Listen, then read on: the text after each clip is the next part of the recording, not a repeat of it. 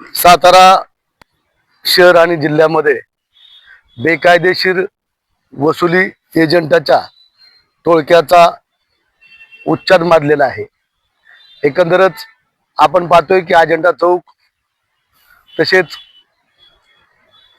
खिंडवाडी व इकडं महेंद्र हॉटेल आणि तसेच वरती नदीच्या पलीकडे अशा ठिकाणी काही टोळकी 10-15 लोकांची बसलेली असतात आणि ते सातत्याने रस्त्यावर जाणाऱ्या गाड्या अडवत असतात। आणि गाड्या अडवल्यानंतर आम्ही पाहिलंय की जर एखाद्या कुटुंब समवेत असेल महिला वगैरे तरी सुद्धा मग त्या गाडी मालकाशी हुज्जत घालतात, अरेरावेची भाषा करतात, लज्जा उत्पन्न होईल असे वागतात, वेळ प्रसंगी असेल शिवीगाळ करतात। म्हणजेच ही अत्यंत चाललेली ही जी गुंडशाही आहे, दादागिरी आहे, याच्या विरोधामध्ये आज आम्ही पोलीस स्टेशनला पत्र देतोय की एकंदर ह्या जी काही वसुली एजंट आहेत त्यांना इंडियन इन्स्टिट्यूट बँकिंग आणि फायनान्स यांच्या माध्यमातून ट्रेनिंग घेतलेलं आहे का, यांना काही अथॉरिटी आहे का, आणि त्यांनी आरबीआयचं काही नियम आहेत रिझर्व्ह बँक ऑफ इंडियाचे की वसुली कशा प्रकारे करायची याच्या कुठल्याही प्रकारचा ताळमेळ केला जात नाही। आज आम्हाला माहिती आहे की संबंधित जे काही मुलं असतात ते गुंडगारी प्रवृत्तीचे आहेत। ज्यांनी त्यांना एजंट म्हणून ठेवलेले आहे त्यांचं कुठलंही कॅरेक्टर सर्टिफिकेट पोलिसांनी स्वतः तपासलेलं नाही आणि त्यांना कुठल्याही प्रकारचे अथॉरिटी लायसन नसताना अशा प्रकारची दादागिरी करणे, धमकावणे, बळजुबरी करणे याचा आम्ही निषेध व्यक्त करतोय। आणि आम्ही पोलिसांना आवाहन करतोय की लवकरात लवकर या तोतया किंवा असणारे जे काही भाडखाऊ एजंट आहेत त्यांच्यावरती योग्य ती कारवाई करावी।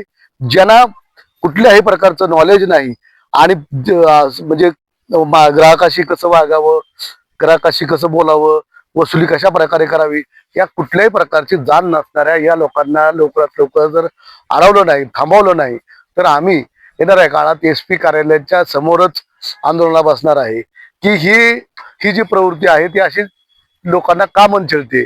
आणि एकंदरच जे महिला आहेत त्या महिलांची सुद्धा अरेरावीची भाषा करतात। आता आम्ही संघटनेच्या माध्यमातून एखाद दुसरा आम्ही गाड्या सोडण्याचा सोडतो, परंतु ज्यांच्या गाड्या सोडलेल्या आहेत त्या गाड्या अशा दादागिरी करून वसूल केलेल्या आहेत। त्या एखाद्याचा एक जरी हप्ता टाकला तरी त्यांना दम देऊन गाडी वळतात, निघून तिथं त्या वाहनतळा तिथं लावतात आणि त्या वाहनतळाची पुन्हा त्याची दादागिरी वेगळी सुरू होती।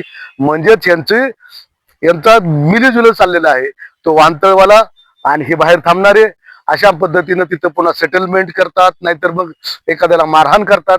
हे चाललेला जो प्रकार आहे तो अत्यंत गैरप्रकार आहे, साताराच्या इतिहासामध्ये हा काळिंबा फासणारा विषय आहे आणि त्याचा आम्ही पुनश्च निषेध करतोय।